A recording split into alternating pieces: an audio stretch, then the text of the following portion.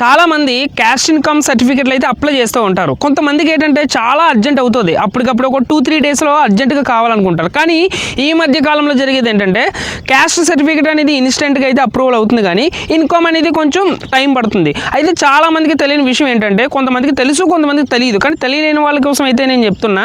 So me friends and ఫ్యామిలీకి అయితే ఈ వీడియో షేర్ చేయండి, ఖచ్చితంగా ఏదో ఒక సమయంలో ఉపయోగపడుతుంది. అయితే నేను చెప్పేది ఏంటంటే, మీరు క్యాష్ ఇన్కమ్ అప్లై చేసిన తర్వాత, క్యాస్ట్ కావచ్చు, ఇన్కమ్ కావచ్చు, ఏదైనా అప్లై చేసిన తర్వాత మీకైతే ఒక రెఫరెన్స్ నెంబర్ అయితే ఇవ్వడం జరుగుతుంది. రెఫరెన్స్ నెంబర్ కావచ్చు, లేదంటే అప్లికేషన్ నెంబరు, లేదా ట్రాన్సాక్షన్ నెంబరు, ఇట్లా ఒకటైతే మీకు ఖచ్చితంగా ఒక రిసిప్ట్ అయితే ఇవ్వడం జరుగుతుంది. సో ఆ రిసిప్ట్ పెట్టుకొని మీకు ఇన్స్టెంట్గా అప్రూవల్ కావాలనుకుంటే, సో ఎడ్యుకేషన్ పరంగా కూడా చాలా మందికి అవసరం అవుతూ ఉంటుంది అప్పటికప్పుడు.